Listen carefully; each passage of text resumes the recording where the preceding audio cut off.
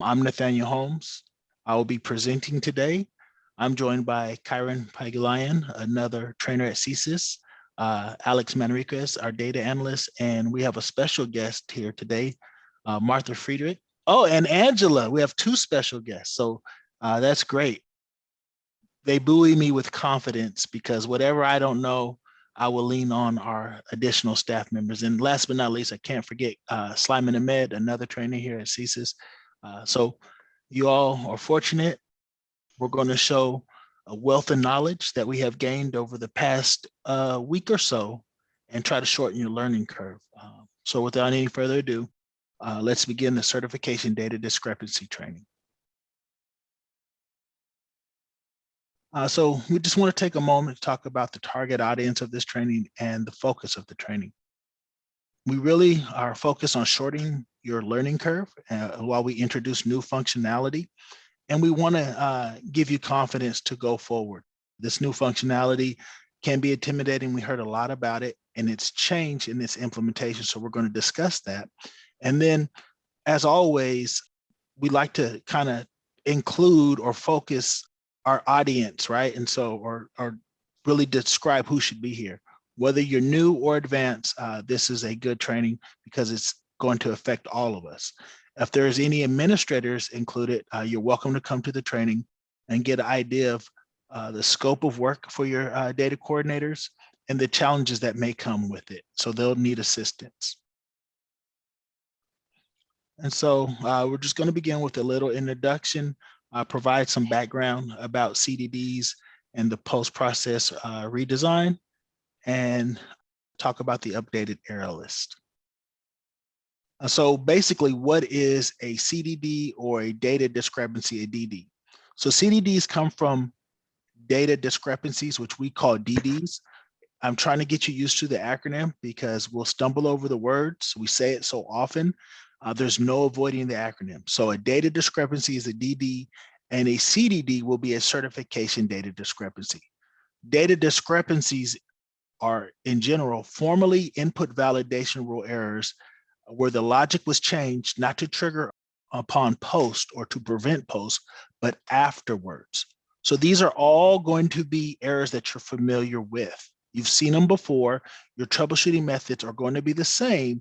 The logic was just changed to trigger after post rather than preventing post. So whether in the future, if it's a DD, a data discrepancy, or a CDD, which we'll just explain the difference here shortly, the logic was simply changed not to trigger on input, but to trigger on post. They're the same IVR, same fields of validation, same suggested resolution.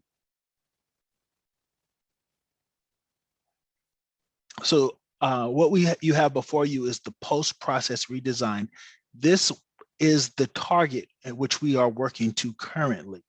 This is not what you are experiencing currently. This is the end all be all. This is what we are working towards, okay? And so right now, you submit your data to CALPADS. If you can see my cursor, you begin with the submission. Input validations execute. Records will be posted to the database. And we would then, coming this fall, hope to have data discrepancy summary detail, okay? This is the plan. This was the original design. This is what we're working to. From that, we would hope to have user extracts for the data discrepancies.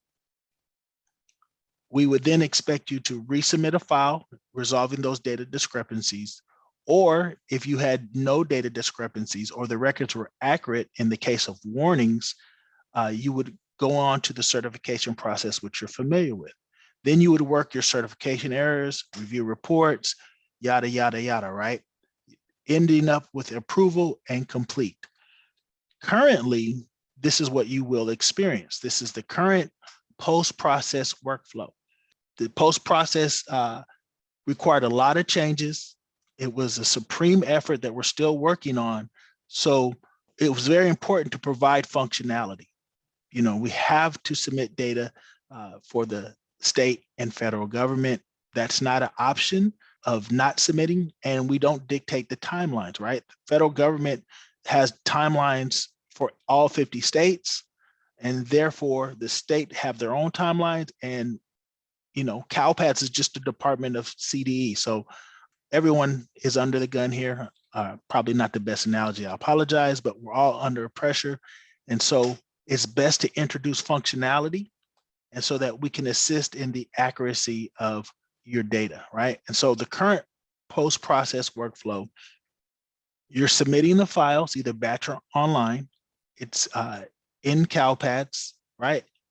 They're going to be subject to input validations. There still are some input validations like the SENR 0027. If they fail those input validations, they're rejected. This is something you have been experiencing and you are used to. If they pass, the data is automatically posted. So we should be used to that. If you should have already begun the submission process and you know how records are posting, right? After they've posted, reports can generate, ODS reports and extracts are generated and can be pulled. Your anomalies are detected and you see anomaly results. What you don't see is the data discrepancy processing in the background. Once your records are posted, data discrepancies will process in the background. However, what you're going to see is at the bottom here, the certification data discrepancies become visible. It began yesterday, and they're visible on the certification detail screen. They're visible with the submission revisions, right? The snapshot reports come from the submission revisions, and your certification validations are generated with new revisions. They're all visible on the certification detail screen. We will show you, however, that the certification data discrepancies are generated. We have a timestamp that are generated in the background.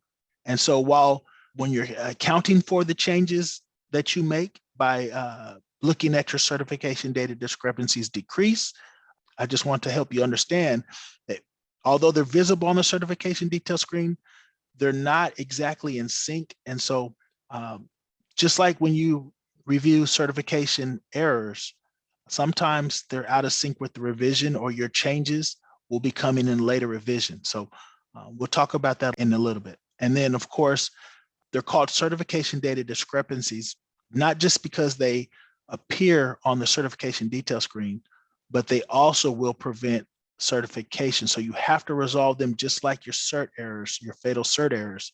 You have to resolve your certification data discrepancies before you can approve and certify your data. You are going to skip some slides, right, Nate? Yes, I did hide slides. I apologize. The slides were provided as a reference in case you did download it, but we're not presenting slide by slide. That's because we're going to provide an online demonstration. We thought that would be more useful. The notes, the slides can be a resource tool for you all, and we're generally following that same pattern or the same direction, the same content. However, any slide with a screenshot will be replaced by an online demonstration. And that brings us to the first one. I'm bringing the error list in front of you. And, if you're brand new, I apologize. A lot of the tools that we have, we're not going to go through and describe how to use them. We have other trainings for that, but I will, at least for this first one, kind of walk you through. This can be downloaded in the footer of CalPADS or on the CalPADS system documents page. And so there should be a new version of the error list coming shortly, but the current version is 13.12, and it has been updated to include the data discrepancy. So you can go to any of these tabs at the bottom, and they are labeled by file type. And so if you submit a student enrollment file, or if you're on the certification detail screen and you have a CDD that has the file type SENR, which is the student enrollment, you would reference this tab, SSID enrollment, that's the SENR. And of course, I've enabled filters. I went to the data tab, enabled filters, so I can filter any of these columns. And as you can see, the SENR file type and the different type of validations are listed. So the new error list now includes these two columns in the middle, E and F, whether or not the error is an input validation or a data discrepancy, right? So input validations will stop you on post, and they're indicated with the X. You can see the column, input validation column has an X. Those you will see when you submit your file and it's rejected. The data discrepancies and the CDDs, and in the future, when you are seeing ongoing data discrepancies or data discrepancies that are generated by your ongoing submissions, they will be indicated in column F, data discrepancy. And so I'm filtering out the NA. I'm just looking at the data discrepancies. These are the new validations, and you can see they're indicated with an X. Again, any validation that has an X in the data discrepancy column does not prevent you from posting your data. Determine the importance of your data discrepancies. You would want to come over here to the severity column. You have warnings and fatal errors. Fatal errors are CDDs that you will see on the certification detail screen. These will, in effect, be certification errors. They will prevent you from certifying. So any fatal data discrepancy will prevent you from certifying your data. You have to treat them just like you would a cert error, a fatal cert error. The good thing is you would resolve them the same way. You would use your tools and your methods of resolution. Now, Kyron has gone over the error list a couple times in the trainings that we have in recent weeks, so you all may be familiar with them.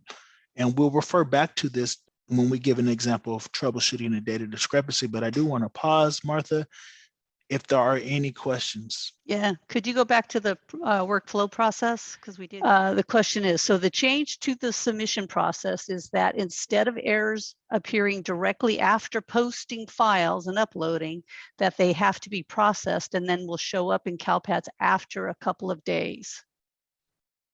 Well, the idea is correct.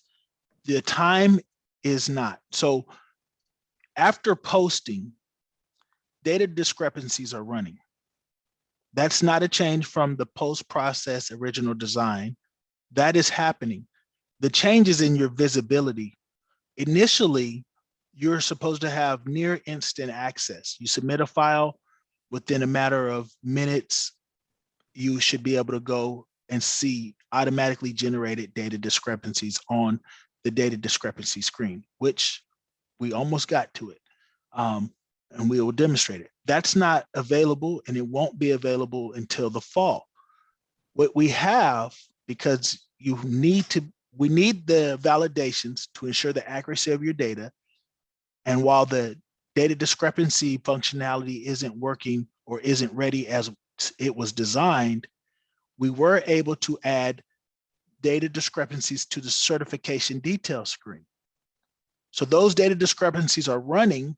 However, you're just going to be able to identify them on the certification detail screen. And they won't take days. They should take minutes, possibly hours, but it's not going to be days. The data discrepancies, from what I've seen over the last day or so, have been running faster than your snapshot revisions. So if you submit a SENR file, the data discrepancies are going to run after the records are posted, and you should be able to go to the certification detail screen and see, which we will demonstrate here shortly, that they are available to you, so you can resolve them, and you'll have a timestamp to know about when they were processed. So also then to clarify, the certification data discrepancies, also known as CDDs. Why we call them a certification data discrepancy is because they are included in the certification process that we expect all CDDs, certification data discrepancies, to be resolved in order to certify. So you can consider them a cert error. They just won't have the prefix of the 4 characters CERT. They're going to have the name of the data discrepancy. And so if you were looking at the slides, I'm dragging the test environment in front of you. So this is not any student data. These are all fictitious students. This is where you would see the CDDs, and we'll come back to this, right? Just give us a moment. So you see your cert errors. They have the prefix cert. These are the same as they have always been.